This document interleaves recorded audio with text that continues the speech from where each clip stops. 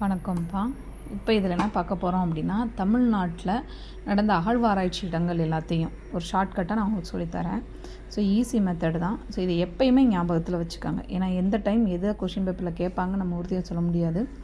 So எல்லாத்தையுமே நம்ம எப்பயுமே ஞாபகத்தில் வச்சுக்கலாம். அது ஷார்ட்கட்டாக ஞாபகம் வச்சிட்டோம்னா என்றைக்குமே மறக்காது. ஓகே. கீழடி சிவகங்கை. இந்த சிவகங்கையை பொறுத்த வரைக்கும் 3 இடங்கள் இருக்குது. என்னென்ன இடங்கள்? கீழடி, மணலூர், அகரம்.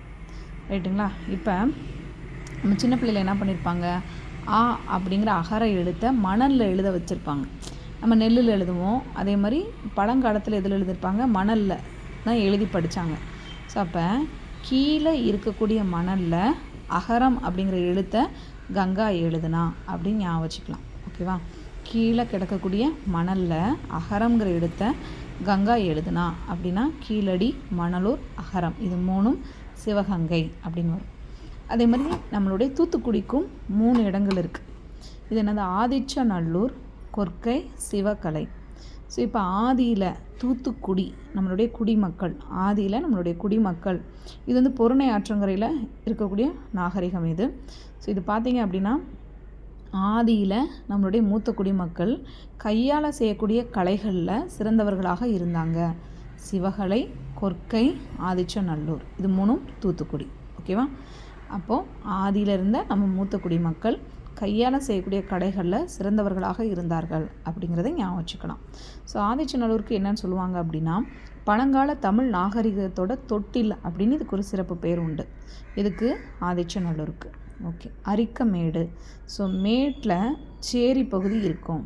ஸோ சேரினா பொதுவாக சேரும் சகதியுமா கொஞ்சம் பள்ளத்தை நோக்கி இருக்கக்கூடிய இடம் தான். ஸோ அப்போ இதுக்கு ஆப்போசிட்டாக கூட யோசிச்சுக்கலாம் நம்ம. மேடு, சேரி, அரிக்கமேடு, புதுச்சேரி, பாண்டிச்சேரி. ஓகேங்களா? அடுத்து வந்து கொடுமணல், ஈரோடு. ரோடு போடுறதுக்கு மணல் தேவைப்படும். ஸோ கொடுமணல், ஈரோடு. அடுத்து அத்திரம்பாக்கம், திருவள்ளூர். ஸோ இதெல்லாம் சொல்லுவாங்க அப்படின்னா, அக்கம் பக்கத்தை திருவள்ளுவர் பார்க்கக்கூடாதுன்னு சொல்லியிருப்பார், பிறன்மனை நோக்காமை அப்படின்னு. ஸோ அப்போ பாக்கம் அப்படிங்கிறது திருவள்ளூர் அப்படிங்கிறத ஞாபகம் வச்சுக்கலாம். கொந்தகை, சிவகங்கை. சிவகங்கையில் கொந்தகை இருக்குது. ஸோ இப்போ இது உங்களுக்கு கீழடியில் இருக்கக்கூடிய ஒரு பார்ட்டு தான். ஓகேங்களா? அப்போ கங்கை கொப்பளிச்சு பெருகி வருது அப்படின்னு ஞாபகம் வச்சுக்கலாம். அப்போ கங்கை, கொந்தகை. ஓகேங்களா? அடுத்து சிவகலை, கொற்கை, ஆதிச்சநல்லூர், தூத்துக்குடி பார்த்துட்டோம். இதுவும் பார்த்துட்டோம். அடுத்து கங்கை கொண்ட சோழபுரம், அரியலூர். கங்கையை அவ்வளோ சீக்கிரமாக கொண்டு வர முடியாது. சோழர்கள்னால ஒரு படையெடுத்து போய் தான் கொண்டு வந்தாங்க. அதனால் அரிதானது. ஸோ கங்கை கொண்ட சோழபுரம், அரியலூர். மயிலாடுதுறை எங்கே? கிருஷ்ணகிரி. கிருஷ்ணர் இருக்கக்கூடிய கிரினா மலையில் மயில் ஆடுது அப்படின்னு ஞாபகம் வச்சுக்கலாம். பெரும்பாலை, தர்மபுரி. பாலை நம்ம எப்போயுமே என்ன பண்ணலாம்? தர்மம் பண்ணலாம் அப்படின்னு ஞாபகம் வச்சுக்கலாம். இந்த பாலை நிலத்தில் இருக்கவங்களுக்கு வறுமையில் இருக்கிறனால அவங்கள தர்மம் பண்ணணும் நம்ம அப்படின்னு ஞாபகம் வச்சுக்கலாம். வெம்பக்கோட்டை, விருதுநகர். கோட்டையில் தான் என்ன பண்ணுவாங்க? எப்போயுமே விருதுகள் கொடுப்பாங்க. ஸோ கோட்டைக்கு போனால் தான் விருது கொடுப்பாங்க. ஸோ விருதுகள் எல்லாமே கோட்டையில் வச்சு தான் கொடுப்பாங்க. வெம்பக்கோட்டை, விருதுநகர். இது இல்லாமல் இது வா வரிசை தான். ஸோ அதுலேருந்தே நம்ம ஈஸியாக இது ஞாபகம் வச்சுக்கலாம்.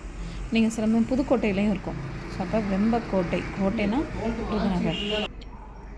ஓகே. அடுத்து திருமலாபுரம், தென்காசி. இப்போ காசிக்கு போகிறதும் நம்ம பக்கத்தில் இருக்கக்கூடிய திருப்பதிக்கு போகிறதும் ஈக்குவல் தான் அப்படின்னு ஞாபகம் வச்சுக்கோங்க. இல்லை தென் பக்கத்தில் இருக்கக்கூடிய காசின்னு திருமலாபுரம், திருப்பதியை சொல்லுவோம் அப்படின்னு ஞாபகம் வச்சுக்கலாம். அடுத்து கொங்கல் நகரம், திருப்பூர். இப்போ கொங்கு தமிழ் பேசக்கூடியவங்க திருப்பூர், கொங்கு தமிழ் பேசக்கூடியவங்க வந்து திருப்பூரில் இருக்காங்க அப்படின்னு ஞாபகம் வச்சுக்கலாம். மருங்கூர், கடலூர். கடல் எல்லாமே இப்போ மருவிக்கிட்டு போகுது, கடலெல்லாம் வற்றி போய்கிட்டு இருக்கு அப்படின்னு ஞாபகம் வச்சுக்கலாம். மருங்கூர், கடலூர்.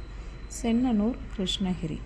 ஸோ சென்னைக்கு பக்கத்தில் எந்த விதமான கிரியும் மலையும் இல்லை அப்படின்னு ஞாபகம் வச்சுக்கலாம். சென்னனூர், கிருஷ்ணகிரி. அழகன்குளம், ராமநாதபுரம். அழகர்னாலும் ராமர்னாலும் ஒன்று தான். ஸோ அவரோட அவதாரங்களில் ஒன்று. ஸோ அழகன்குளம், ராமநாதபுரம் ஞாபகம் வச்சுக்கலாம். அடுத்து கீழ் நம்மண்டி, திருவண்ணாமலை. திருவண்ணாமலையில் மலையிலேருந்து கீழே வந்துட்டால் அம்மா எனக்கு நம்மண்டிடுவாங்க அப்படி. நம்மண்டிங்கிறது இந்த கீழ்றது அப்படின்னு நம்ம பேச்சு வழக்கில் சொல்லக்கூடிய வார்த்தைகள் தான். ஸோ அப்போ கீழ் நம்மண்டி, திருவண்ணாமலை அப்படிங்கிறது ஞாபகம் வச்சுக்கலாம். அடுத்து சேலம். சேலத்தில் இருக்க எல்லாருமே தெலுங்கு பேசக்கூடியவங்களாக இருப்பாங்க அப்படின்னு ஞாபகம் வச்சுக்கலாம். கள்ளக்குறிச்சி, ஆதிச்சனூர். ஸோ ஆதி காலத்துலேருந்து இன்ன வரைக்குமே கல் அப்படிங்கிறது நம்முடைய உணவு முறையில் ஒன்று அப்படிங்கிறத ஞாபகம் வச்சுக்கலாம். அடுத்து கடலூர் மணிக்கொள்ளை. ஸோ கடல் பக்கத்தில் போனோம் அப்படின்னா கடற்கொள்ளையர்கள் அதிகமாக இருப்பாங்க. கொள்ளையடிச்சிருவாங்க, எதை மணியை கொள்ளையடிச்சிருவாங்க அப்படின்னு வச்சுக்கலாம். தென்காசி கரிவலம் வந்த நல்லூர். கரின்றது யானை.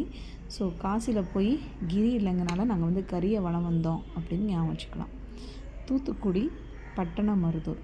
ஸோ தூத்துக்குடியில் வந்து நிறைய காயல் பட்டணம் அந்த மாதிரி நிறைய பட்டணங்கள் இருக்கும். ஸோ பட்டணம் இருக்கக்கூடிய மருதூர் தூத்துக்குடி. ஸோ தூத்துக்குடிங்கிறது ஒரு பட்டணம், அது ஒரு சிட்டி அப்படின்னு ஞாபகம் வச்சுக்கலாம். ஸோ இப்போ இது எல்லாமே உங்களுக்கு ஈஸி வேயாக ஞாபகம் வச்சுக்கிறதுக்கு யூஸ்ஃபுல்லாக இருக்கும்னு நம்புகிறேன். தேங்க்யூ.